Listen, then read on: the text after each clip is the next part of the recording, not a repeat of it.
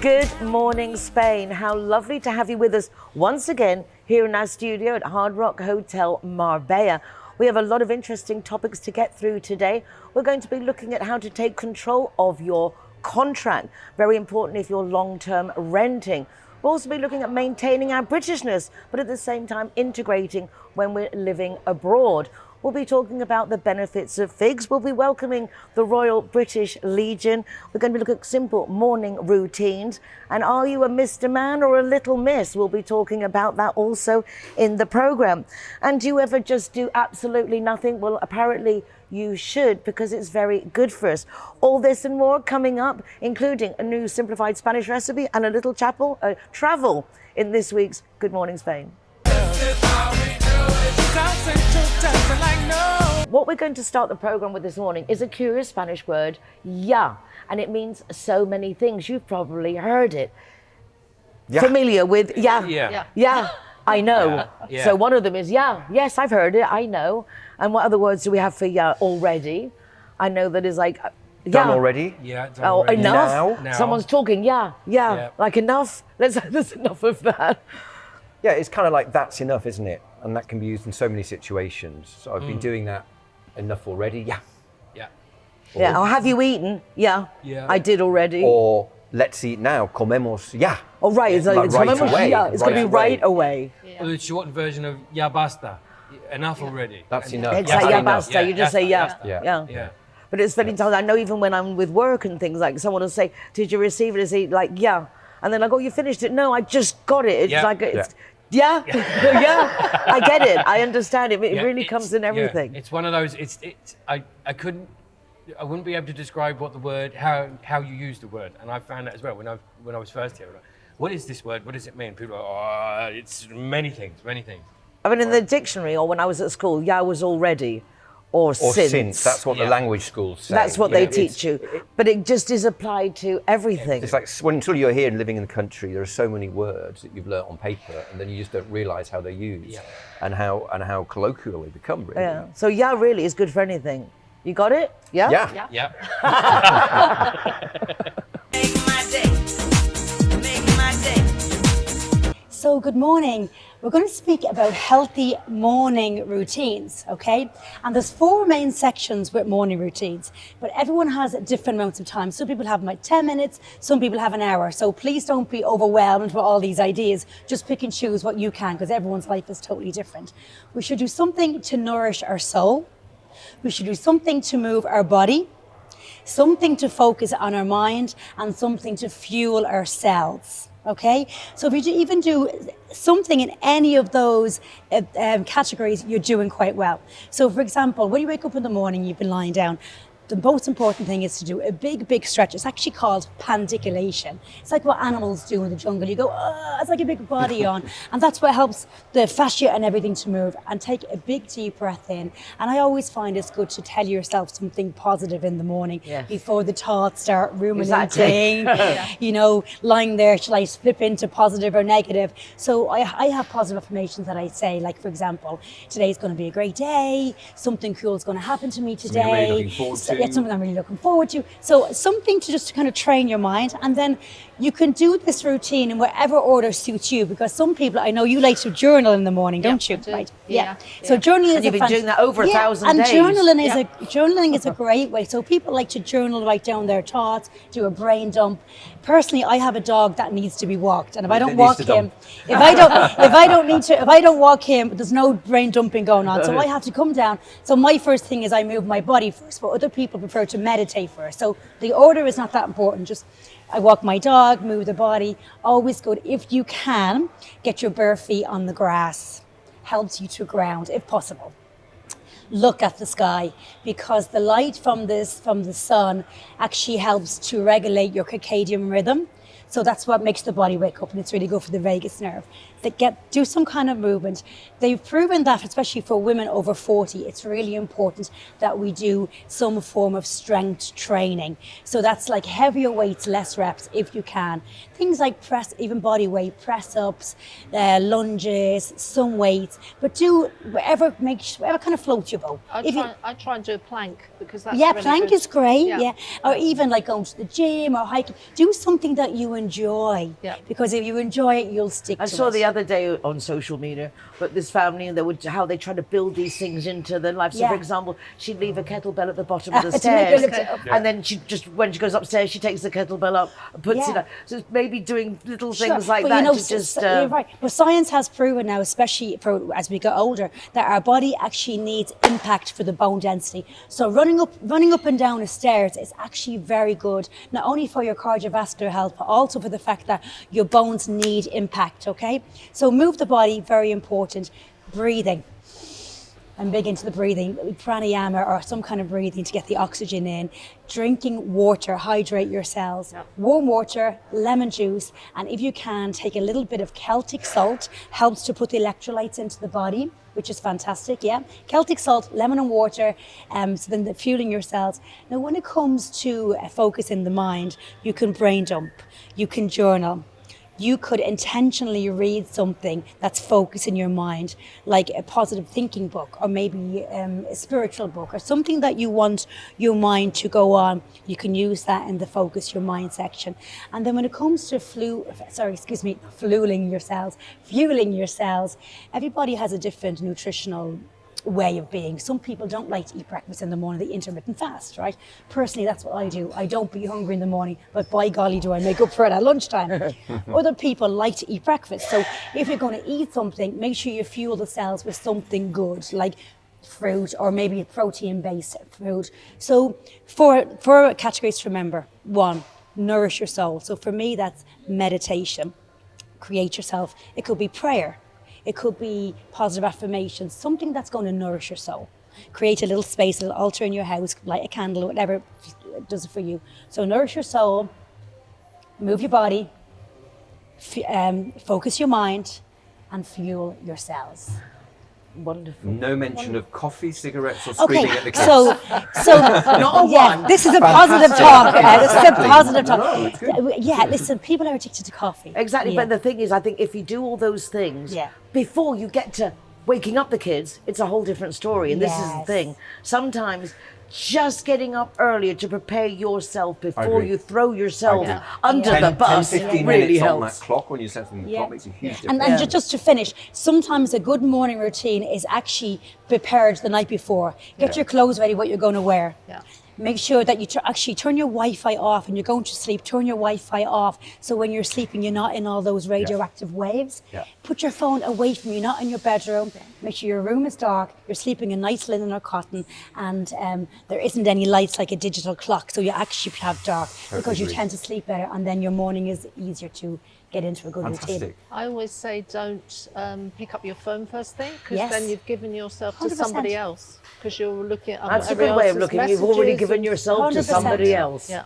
Exactly. As soon as you put your Yeah. phone on or your emails, you've lost. Yeah, it's you've not your lost time it. anymore. You're now You've without. lost it. Instead of within, you're without. Yeah. Yeah. Yeah. Wow. That's assuming A someone's simple messaging you, segment Ali, turned not into messaging something you. quite deep, but that is very true and Yeah. a good way of looking at it. The minute you pick up that phone or something in the morning, You're gone you've now outwards. given yourself to someone else. Yeah. Mornings are for ourselves. Thank you, You're sweetheart. welcome. Thank you.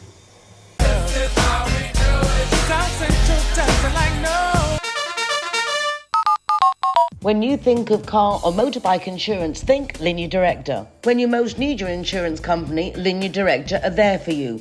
With tow trucks, courtesy car, mechanics, legal advice, even overnight stay in a hotel if you need it. There's a whole department dedicated to us Brits with people who speak English there to help us. If you're looking for an insurance policy that really takes all your needs into consideration whilst you're driving in Spain, then Linea Directa really is the company for you.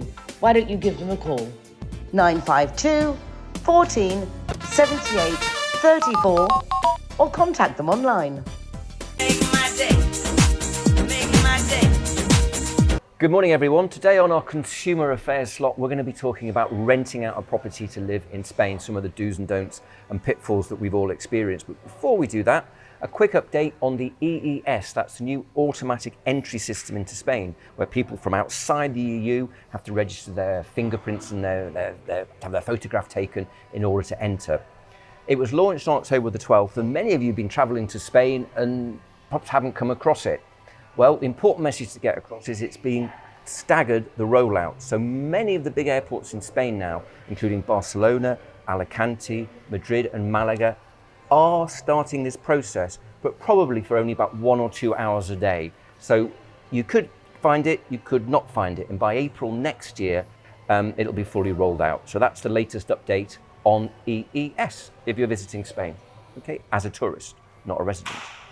Should we talk about rentals? Yes, please. Won't ask, we don't know who rents out and who doesn't, but I think we've all got stories about renting out So in many. Spain. So many, we not thought- many of them happy experience. Yeah, I mean, we're not lawyers, so we can't give detailed advice today, but we thought it'd be really good to share our experiences and some of the pitfalls that we've been coming across.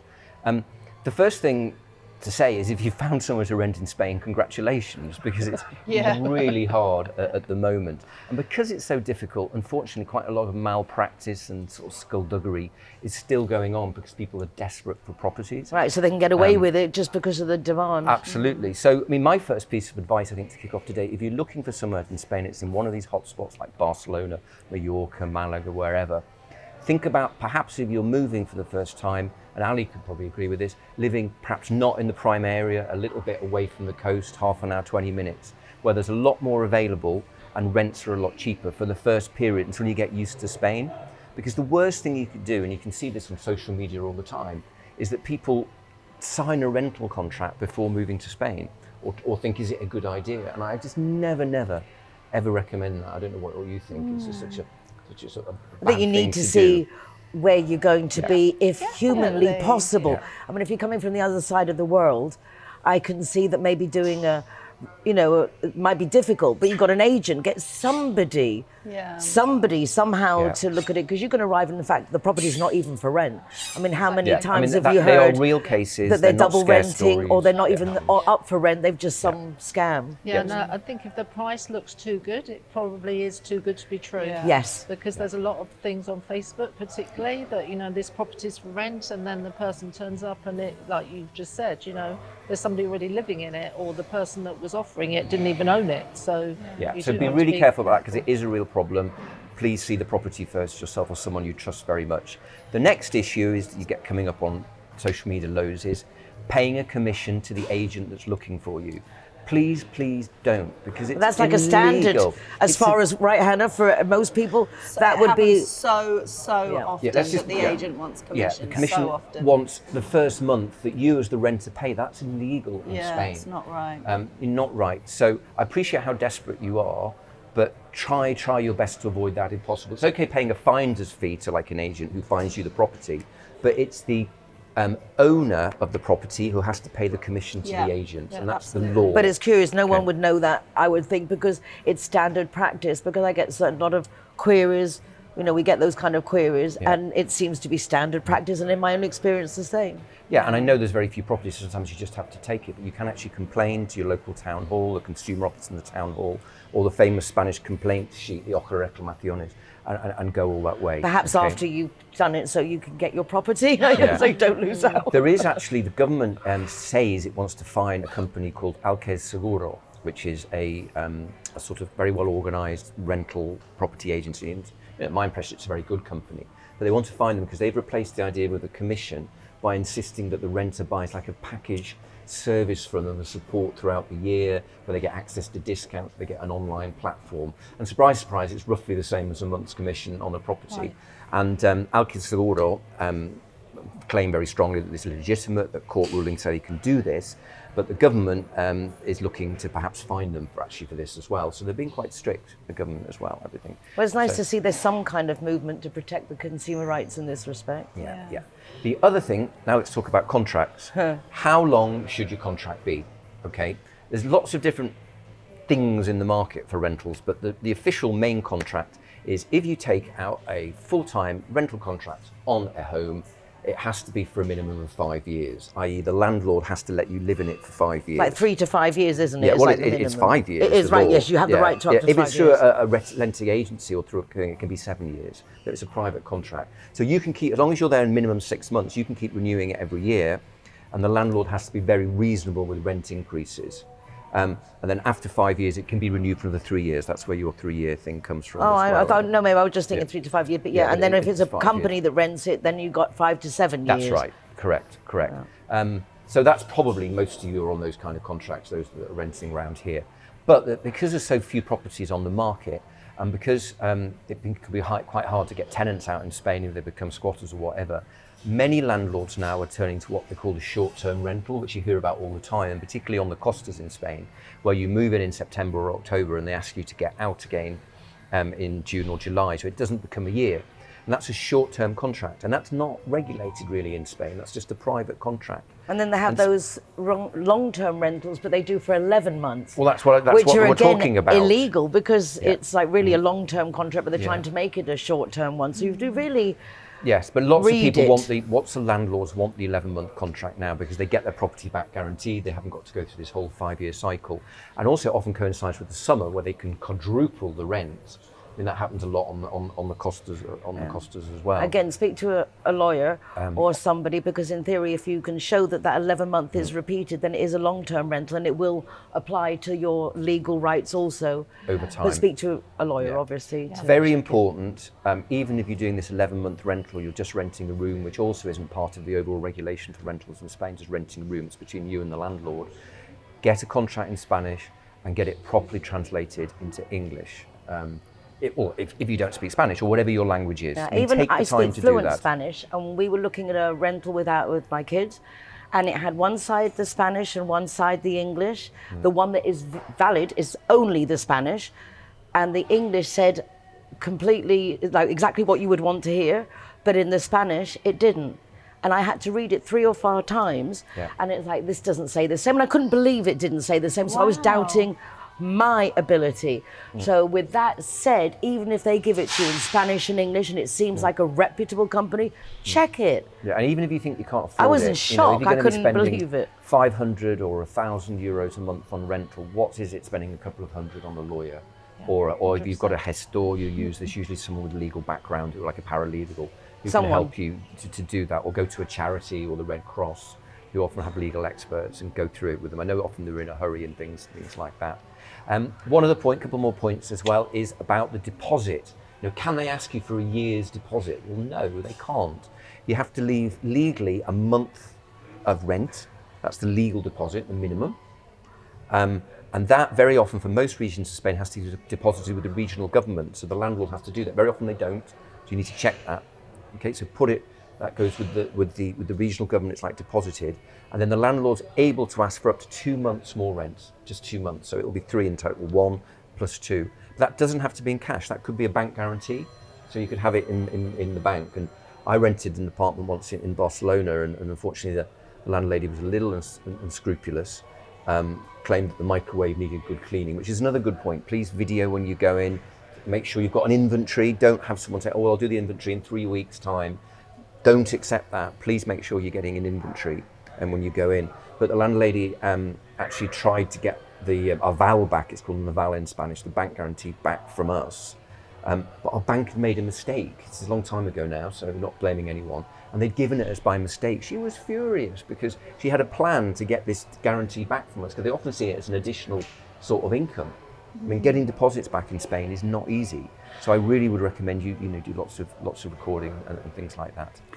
Any other issues and rentals? Sound advice. Through your head? Something I'd say about location, just to go back to what you were saying initially, just the real understanding of where you want to live and why. There are some people that want to be in the centre of a town because they want to be able to walk to bars and restaurants and shops. When you're living in the centre of town, it's likely to be noisy. You've got cars and motorbikes and kids out having fun quite a lot of the time, so you need to be aware of that. Other people are happier being out of the town town with a beautiful view. If you are out of the town, you might have to drive or get taxis every time you want to go to a bar or a restaurant. Are you sure you're happy with that? So it's just understanding what's more important, a nice view or being in the centre of town, and the kind of pros and cons that come with both and of it's those different things. to our home Really countries, important. isn't it? Because we think, oh, it'll get quiet in the evenings in the town. It Yeah. doesn't, heck, in Yeah, Spain. no, It gets noisier. It gets Yeah. noisier. One last point is about rental increases.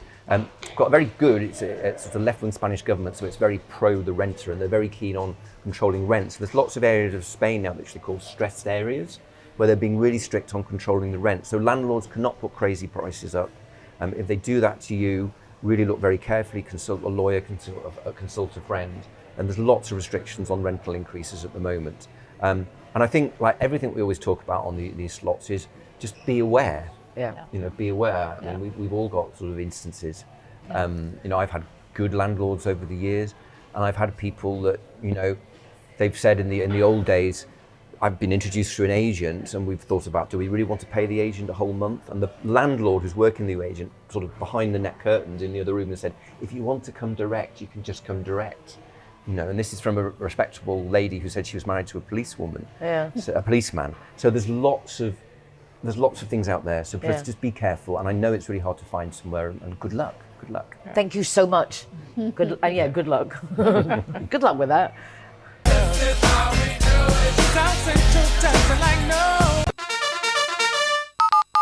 Linea Directa has come up with a squatter policy for just €24 a year. You don't have to have your home insurance with them. This is a completely separate matter to protect you from squatters. For more information, call 952 147834 or their website, Minute.Directa.com.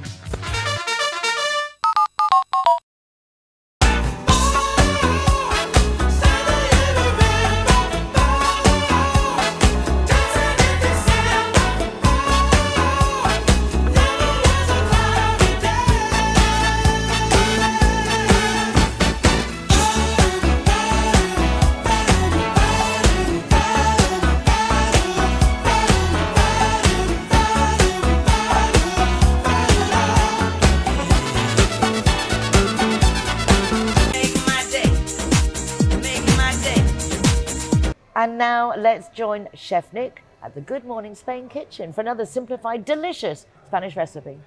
Hello and good morning, Spain. Today we're going to be making melón con jamón. Melon and ham. Now, I don't think it gets more Spanish than this. This is one of my favorite starters, something I always remember growing up, seeing coming out all the time. And anywhere I've been in the world, they always ask about melon and ham. Super easy. Super delicious, 2 ingredients. We can jazz it up as much as we like, but at the end of the day, we're talking about melon and ham. The better the ham, the better the melon, the better the plate. That's it really. We can make it look really pretty, which is again what we've talked about. If it looks amazing, it's gonna taste amazing. So this is a great one for, you know, dinners, again, tapas, starters, just a nice hot summer's day, anytime really. Couple of little tricks I'll show you on the way. So let's get started. First of all, melon. Now, biggest mistake everyone does with melon is grab a spoon and start scooping out this middle part. We don't want to do that. These orange bits here, that's the nectar. That's the best bit of the honeydew melon. And most people just scoop it and throw it in the bin. So how do we get them out? We use this. Our hands, just trying to take away the seeds and nothing else. If you see some straggling along, these little strands here, we want to leave them.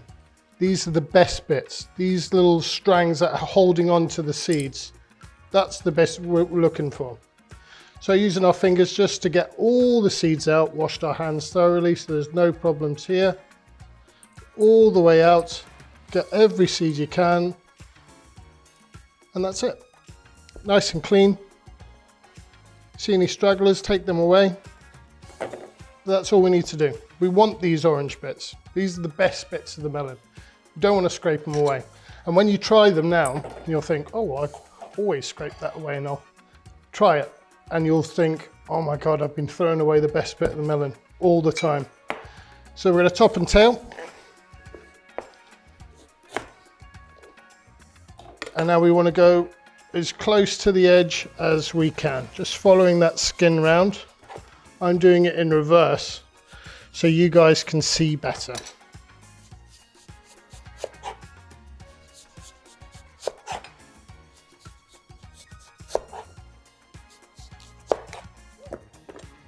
Perfect.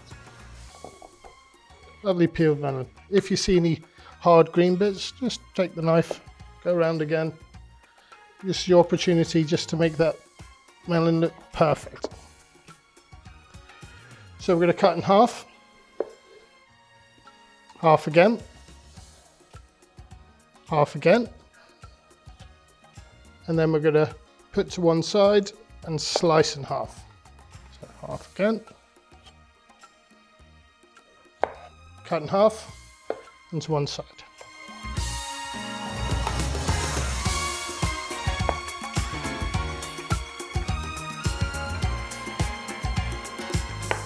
Perfect. Now, getting our Serrano ham. Luckily nowadays it comes packaged, so it's very easy for us to get a nice clean slice. Normally we'd want this ham to come up a bit to temperature, but it makes it a lot easier if we do this when the ham has just come out the fridge, because everything seems to stick together a little bit better. So I'm just going to take one of these beautiful pieces of ham with these lovely bits of orange. That's the lovely juice and the honey. Roll these up and onto the plate. Now we're going to repeat the process.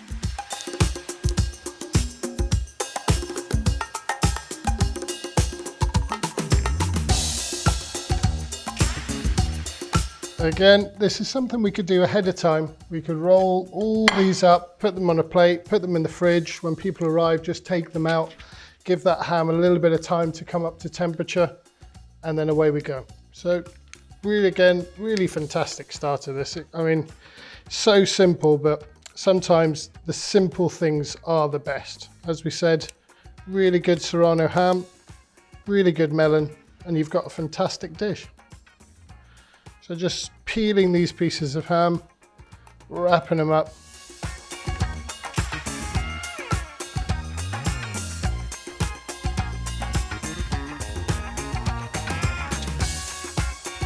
Don't worry too much if one breaks. You can just double up from the other one or take a slice or half a slice. It doesn't have to be perfect with this. The idea is that it's just wrapped in the ham.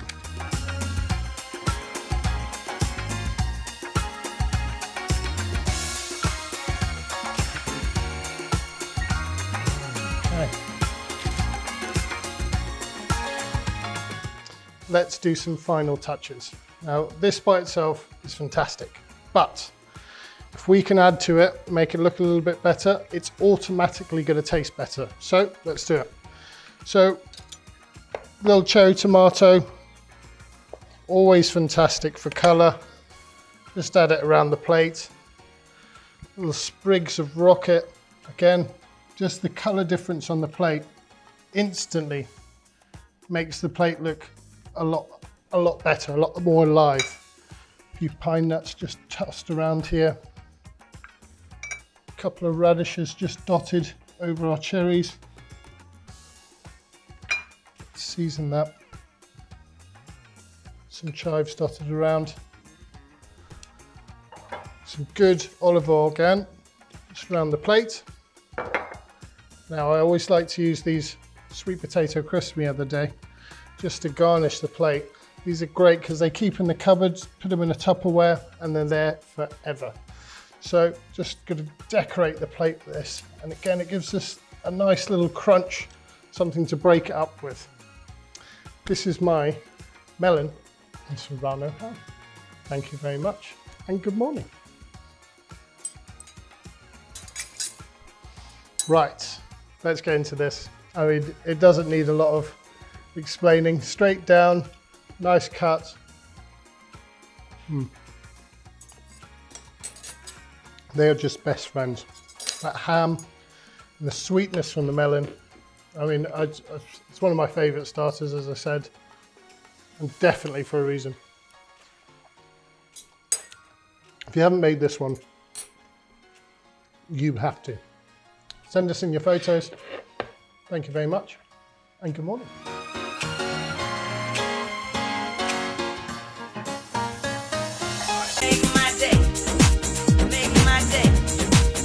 Good morning, Spain. Today I thought I'd talk about the art of doing nothing, how we don't do that so much now, and it's really important for us to do it.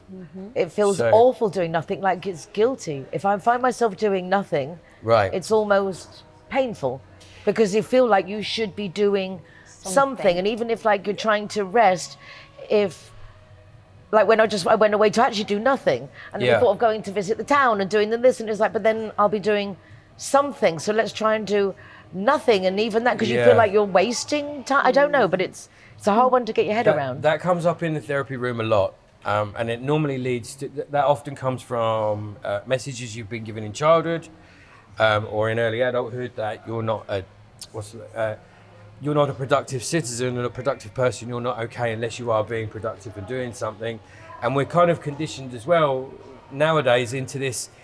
Every element of your time has to be for something. And if it's not for work or family, then it needs to be for your own self-care or for your healing or for your health and stuff like that. So there's always an agenda to Or things. enjoying. Yeah. Is that part of it? It's fun doing nothing. It depends on the pressure you put on yourself to enjoy something. No, right, And yeah, then of course. Then for a lot of people, it becomes a task. Yeah. I think also if you do a lot of things in your day to day, Yeah. it's different how you would do nothing than someone who doesn't really do much, and then going out to do things would be relaxing because they don't do it. A lot depends, doesn't it, on what you do all the time, because it's that change, isn't it? Change is as good as a rest. Change is as good as a rest.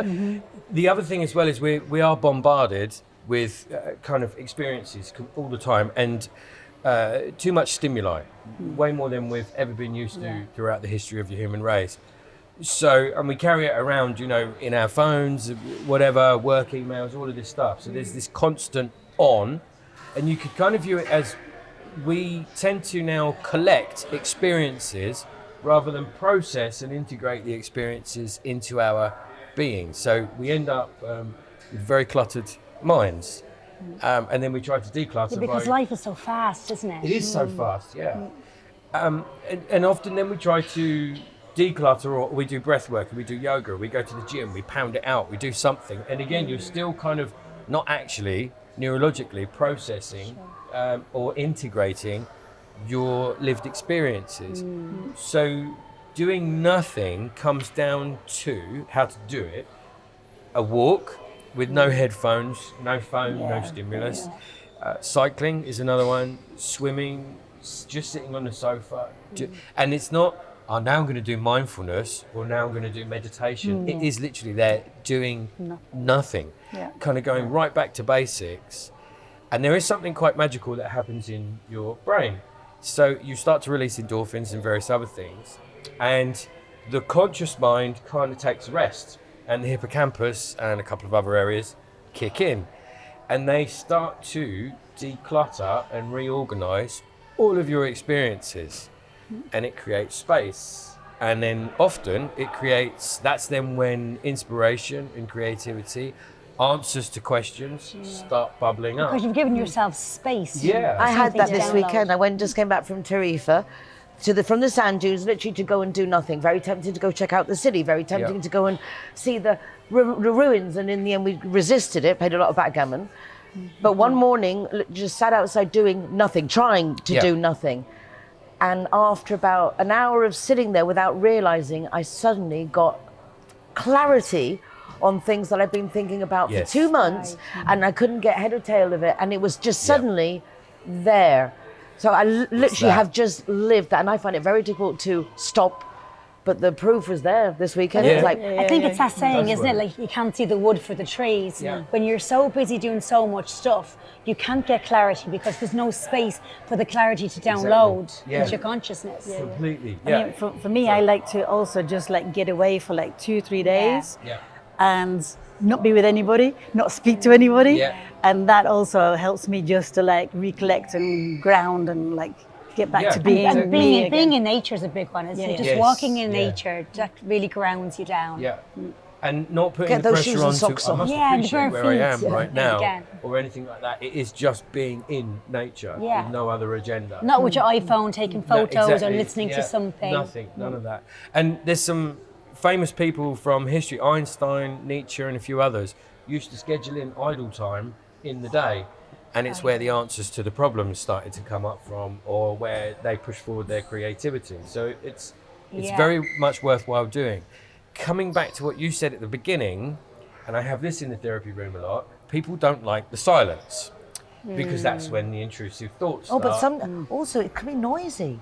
Yeah. I suddenly noisy. realised in this silence. It's noisy silence. That it was like when they say deafening silence, Yeah. it was like there was all this Yeah. screeching and noise going on inside Yeah. my in the evening. But the next morning wasn't the same, and I noticed Right. that too. Yes. But I was curious. I'd never really thought about it. And it was like, oh my God, what is this silence But that's going on.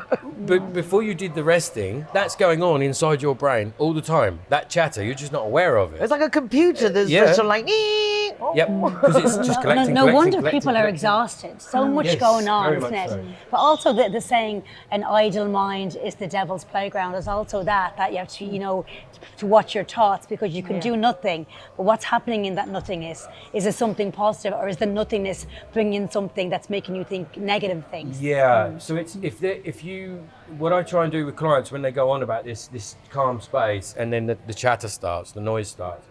If you begin to ruminate, go round and round in circles, Yeah. get yourself into spirals, then something is not happening with Yeah. your processing.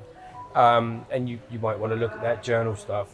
But it's also a sign that there is a lot of clutter up there, and you do need that to do nothing, to allow the clutter to kind of come up and start to be kind of filed away. Does that make sense? It doesn't make Yeah. sense. And eventually, it should, if you create this as part of your routine, it should start to quieten everything down a bit, and you'll feel more energized. You'll have more ideas because there's more space. And Sam, for it. is there any science about, like, should you do it in the evening time? Is there a time you should do it, or is it any time? I think any time, but I would start to listen to yourself to see what's happening. Like you take a few days out, so you schedule it in, I'm guessing. But if it's something that you feel like at the end of the day, I just need to switch off, don't do Netflix, don't do scrolling. Sure. Take yourself off on that walk, go and sit on the beach and watch the sunset. Yeah, that's Yeah. my favourite. Yeah, exactly. I think Feet in people the always have sand. this list of things to do, and everything's in an order in your diary. You do this, so many things to do. Yeah. So if you just think, I'm going to give myself an hour to do nothing. Yes. But then, like Nicole says, you have to be careful that the guilt doesn't creep in. You have to The guilt of really, doing I mean, you have to Yeah. really be Yeah. like present, aware Yes. that it's okay, that this is allowed. Why we think it's not allowed That's conditioning. is conditioning. Yeah, So, yeah. and I say just this weekend. Yeah. Well done, Nothing. Nicole. Exactly. But it's the social media and the phones are a nightmare, aren't My they? computer, Yes. my laptop Yeah. didn't work, so I even did less nothing than I intended. Less nothing. Lovely. I like Less that. nothing, which shows you my level of nothing, and I only answered a few urgent messages. Your level of But it was- nothingness went It right was up. nearly nothing. It was really Level nearly of nothingness. levels of nothingness. There we go. Okay, we have to control our levels of nothingness. Yeah. Being nothing, the optimum nothingness. Try and think of your mind as like, to kind of close the segment off, think of your mind like a snow globe, and the whole day shakes it around. Yeah. And then you have to set that snow globe still, Reset it. reset, and let everything settle and find its place to be able to create all of that space and that calm. So, Very seasonal. there Getting we ready. go. Oh, yeah, I didn't think of Snow that. globe. Snow is falling. Thank you, Simon. You're very Thanks, welcome. Simon. This segment is brought to you by Clear Vision Psychotherapy.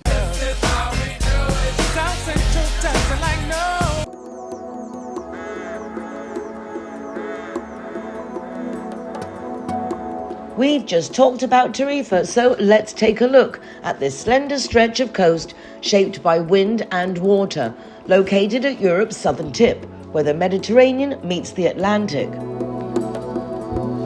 This is Europe's kitesurfing and windsurfing capital. The Levante and Poniente winds funnel through the Straits of Gibraltar, turning the shoreline into a natural playground almost year-round. On a breezy morning, the sky fills with colour, kites arcing overhead, sails carving across turquoise water, while steady afternoon gusts keep the action going for hours. It's not just the classics. New wave water sports are taking off here too. Wing foiling and foil boards glide over the chop. Beginners find sheltered spots and schools always on standby. Advanced riders chase speed runs and high jumps out beyond the sandbars. Framing it all are Tarifa's dunes. Rolling golden sand dunes that drift and reshape the coastline. At Valdevaqueros and Punta Paloma, the wind sculpts wave-like ridges, backing long beaches and wide open sand. Geographically, Tarifa sits just across the water from North Africa. On clear days, you can see Morocco etched on the horizon, and the Rock of Gibraltar to the east. Wind, sand and sea meeting at a single point.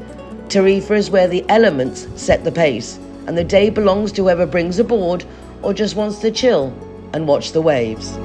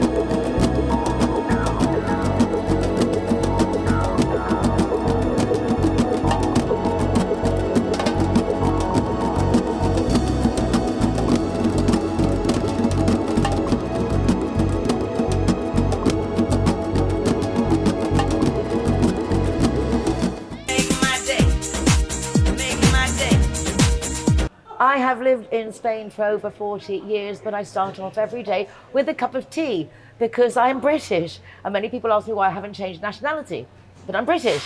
And that's why I kind of love being British, although I have fully integrated in Spanish life and I speak Spanish. And I thought it would be nice for us to talk about the different levels of Britishness and integration. And to do that, what better than having with us a representative for welfare for the Royal British Legion, which is very cool because you don't get more British than that, do you? It's in the name. I mean, it's like, British, we're here. Welcome to the programme, Andy. Thank you very much for having me. So, first of all, did you move out already being part of the Royal British Legion? Is this something you've joined since you lived in Spain? How did you get involved? Well, I have been in the military for most of my life, and the Royal British Legion looks after ex-military people. So I always had it in my head that when I retired, I would do something in that line.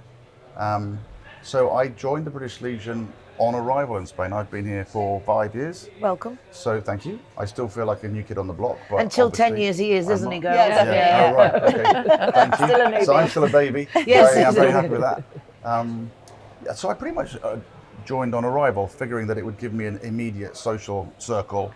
Oh, so you looked at it as social. I would never have thought of the Royal British Legion being anything social. I don't know why. Yeah, well, there you are. I'm glad I'm here. Me too. So the Royal British Legion's purpose is to look after veterans and their families who need help. So often people can help themselves. If they're in the UK, they can go through the UK systems. Obviously, you can't do that here. They can go through the Spanish systems, which they often don't know that they can. And we're here really to signpost them. Sometimes there's no financial requirement at all. Sometimes they just need a hug or a push in the right direction, or phone this number, or I've got a friend, just like everybody else. And so that's the purpose of us existing.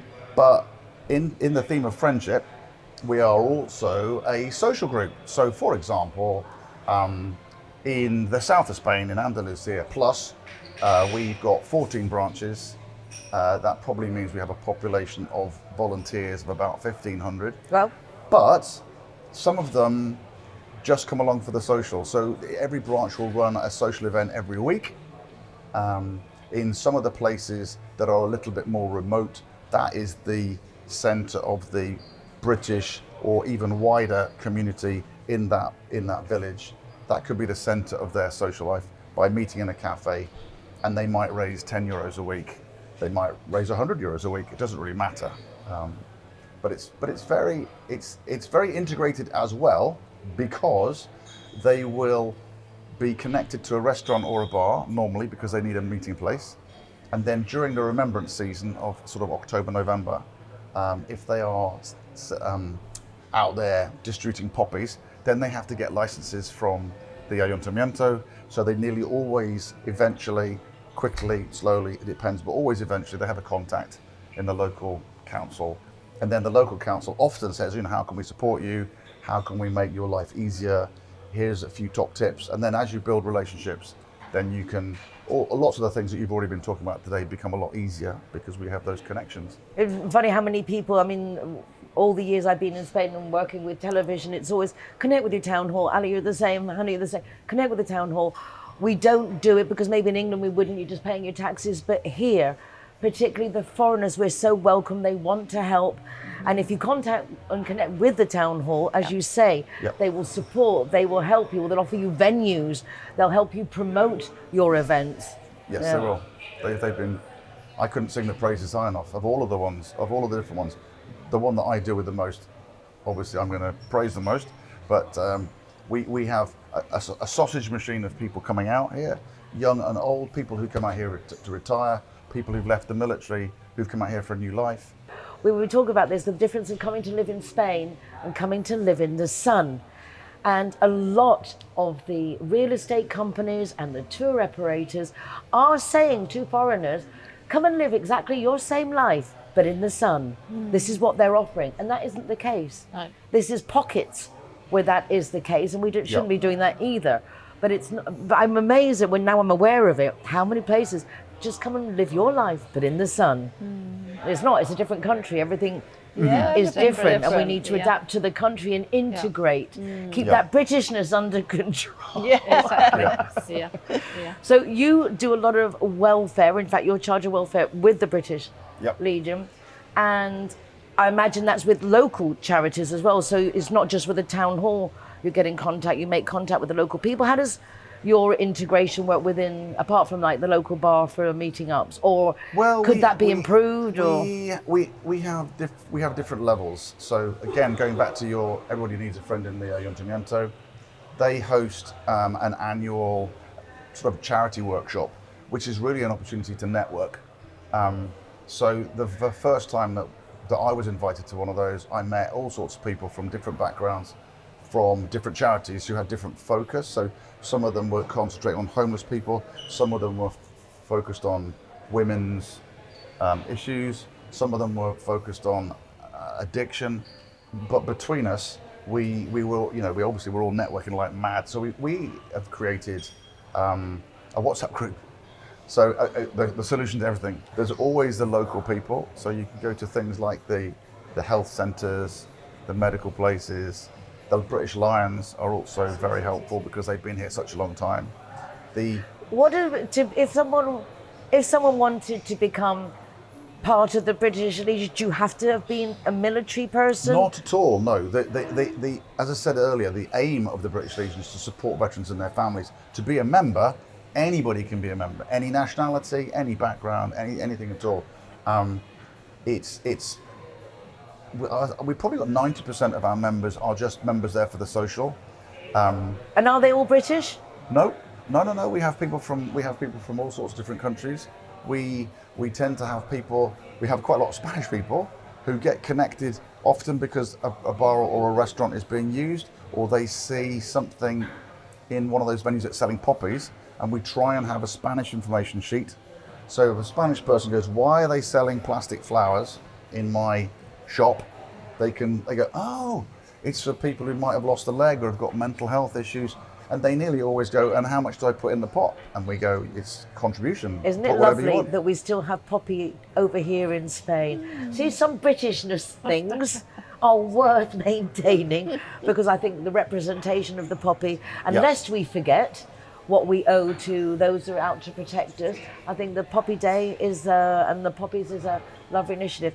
Andy, thank you ever so much. My pleasure. Really been a pleasure to meet you, and I was expecting some old codger to be coming in. And look, we have Andy instead, so lovely surprise. Obviously, a lot of our benefits of joining the Royal British Legion if you want to have socials.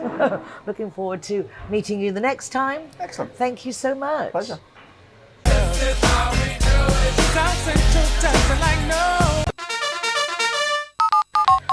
Linea Directa appreciates just how important our pets are to us, and that's why they brought out one of the most comprehensive insurance policies on the market from just €39.90 a year.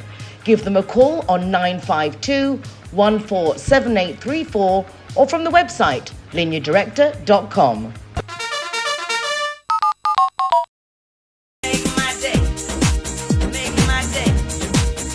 If you couldn't give a fig, maybe it's because you don't know how good they are for you. But Linda's going to tell us. Spain's great for figs. I mean, they grow naturally, and I've actually even camped out underneath fig trees because I have like this. The roots get so big you can like go inside them and just pick off figs and peel and eat them. Talking about that, have you noticed the actual smell of the leaves? Because originally they made sense with the fig leaves. Instead of all these artificial smells and stuff, the fig leaf is really good for that. When you're out in the country walking, you can tell there's a fig tree around Yes, here you can somewhere. smell it. Where is my fig tree? They're delicious as well, aren't they? Yeah. I mean, there's nothing quite like taking a fig off a tree and peel it, because you say the taste, the freshness, the cuteness of doing that. You know, I've got a fig It's tree. hugely undervalued. I mean, I should eat a lot more figs. Yeah. But would you say a fig is a fruit? Hang on, it's back to that seeds on the inside. This is a trick question, isn't I'm it? going to say yes, just to keep the programme moving. Yeah. It's actually an inverted flower. A flower, I would never have gone there. It's an inverted one. I would never have gone there. No. So it's not a seed. No, It's not a fruit or a vegetable, it's a flower. The flowers are actually inside the actual fig. So it's like a sort of cocoon for the flower, maybe? It's like just inverted, it's just the flowers inside. And to be pollinated, they have these small little wasps. I mean, really teeny, really Special wasps for figs. For Big figs. wasps. I mean, now there's a lot of cultivated fig trees where they don't have, the wasps don't go to, and Sure. they don't need them. But that's their way of being pollinated with these. They kind of sort of pregnate, sort of pierce the shell or something. No, they go through. Actually, I don't know if you can see, like this fig here, like the bottom part of the fig. They kind of go into there, and then they pollinate all the flowers, because there are actually mini flowers inside the fig. And it feels like when you eat it, doesn't it? There's always All those something buzzy on your tongue. little grainy things Yeah. on the Yeah, inside. So those are the flower yeah. petals Yeah. or the stamens or something. Yeah. So it's quite fascinating. I've never thought of a fig as a flower. No. You see, people What a delicious flower. outside Spain, perhaps in Northern Europe, where there aren't so many figs, we're thinking, why are they talking so much about figs? But it is really quite a big In part Spain, of yeah. the I gastronomy, mean, with the Christmas cuisine coming up, and it's a big Christmas deal. and everything. Having, you have your figs and they're things like that. amazingly good for you. They are so good for you. Oh yeah, no, definitely. They're really good for the heart, for the blood pressure. I mean, because they've got a lot of fiber, so it's really good for the digestion and for the intestinal system. When they're fresh figs, they're hydrating and they're alkalizing, so it's really good for inflammation. And then if you're having them dried, then they're really good for bone health. It's like a quick pick-me-up. It's like really gives So it's you better like than chocolate, isn't energy. it? Oh, Right, so like a definitely. perfect Mars snack, bar, really, just isn't Yeah. it? Yeah. So, I mean, figs go all year. What's the difference between a breva and a fig? I knew you were going to ask me Yeah. that. Another difficult customer. So the breva is the first fig before the summer. Because you hear that quite a lot in Spain. They're brevas Yeah. rather than figs on Yeah. dishes and plates and things. Yeah. But it's like a fig. Yeah, it still is a fig, but it's just it's more watery, and it's not as like sugary. Okay. So it's another, it's the first And that's production. springtime. Yeah, the first production, and then after the summertime, then you have the fig where it's more Which concentrated. is this time of year. Yeah, more tasty, where more it's moist. tasty, More fleshy, and isn't it? more They're- flesh yeah. concentrated Okay. with the flavors and The sweeter heat and all more the rest of it. fermented. I'm loving this little Amazing. case that's coming in. What's happened with Well, this? I was at a country festival as usual. Now is the season We for the have a country lot of country festivals. festivals as well. Yeah, definitely. And I thought this little basket was amazing. It's adorable. So this basket is how they originally used to store figs dates, all sorts of things. And so you would open it up. And Does it preserve the frig longer or something? Yeah. There's no smelly vision, but from here the smell is amazing. Oh, yeah, let's have a yeah. sniff. Can you smell it? Oh yeah. You can taste the sweetness. That smells off Spain. wanna smell it? Spanish Yeah, it does countryside. actually. Figs. I love this little container. It's so cute. Yeah. So they've got all the figs, so like really like squashed in there. So I did bring some of them out, so you can see they're a bit on the squash side. But that's the way of preserving them for a long time in this way. So it's healthy in all respects, whether they're fresh or whether they're Can we eat them? preserved. Can Great we have one? snacks. And our you. chef Nick actually a few weeks ago gave us a lovely recipe of carpaccio of figs. So a fig carpaccio. That How sounds about amazing. Just on its own? Yeah, or well, was it dressed watch the show. Delicious. Thank you so much, Linda. No, you're welcome. Fantastic. Oh, lovely. This week, I thought I'd talk about the Mr. Men books and the Little Miss books, written by Roger Hargreaves. They started over 50 years ago. Roger Hargreaves is sadly no longer with us, but his son has taken over writing the books in his name, which is really nice. There was an article that I saw in the paper this week that was talking about them integrating the Mr. Men books with some very famous Agatha Christie characters. So there is a Little Miss Marple book, and there's also a Mr. Poirot book, but they've obviously simplified, they've got rid of the word murder on the Nile and changed it to muddle on the Nile, I think. So it's a lot more children Very friendly. politically correct. Exactly, with all the cartoons. And it just got me thinking about the beauty and the simplicity of these Mr. Men and Little Miss books. I've got a couple here that I had at home. So Mr. Men in London. So this isn't about a specific character. This is more about London and going on the tube and seeing Big Ben and all the sights. So it incorporates a few different It's a good characters. way for kids to learn, wasn't it? Definitely. Yeah.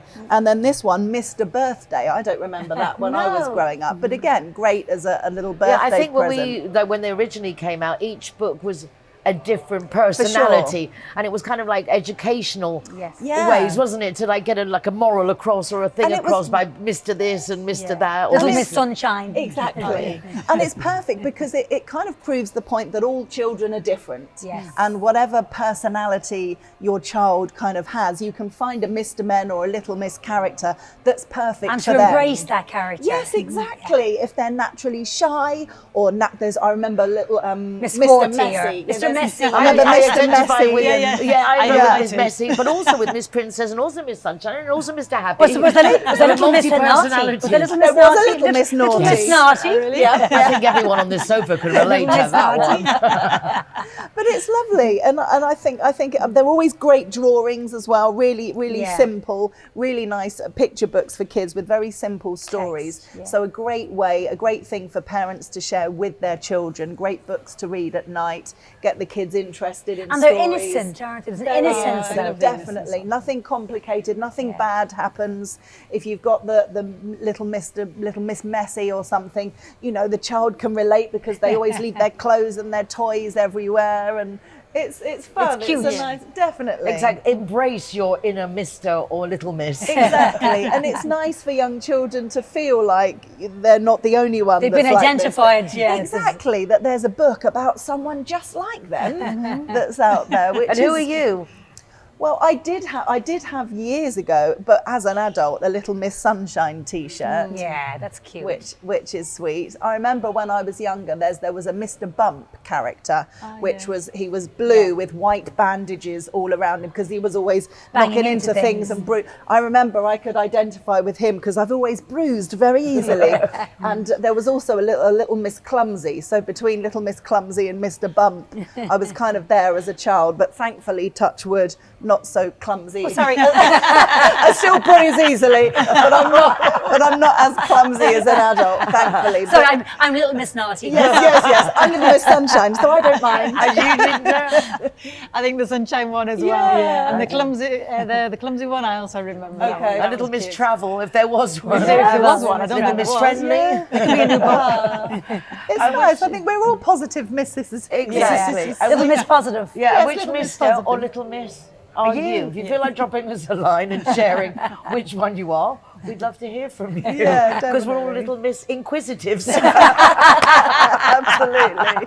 Or Miss Nosy. Little Miss Nosy. Little Miss Need to know. This could go on forever, this conversation. Little Miss Don't Stop Talking. Little Miss Chatterbox. There is a Little Miss Little Miss Chatterbox. Chatty, Little Miss Giggly. And what about Mr. Yeah? Mr. Yeah. Mr. Yeah. We hope you found the program informative and fun. Do follow us on social media. Check out our YouTube channel and our website, goodmorningspain.com, with links to the social media, topics discussed in the program, followed up in articles, and of course, so much more. Take care of yourselves. Have a great week, and we'll see you again soon. Bye for now. Bye. Bye.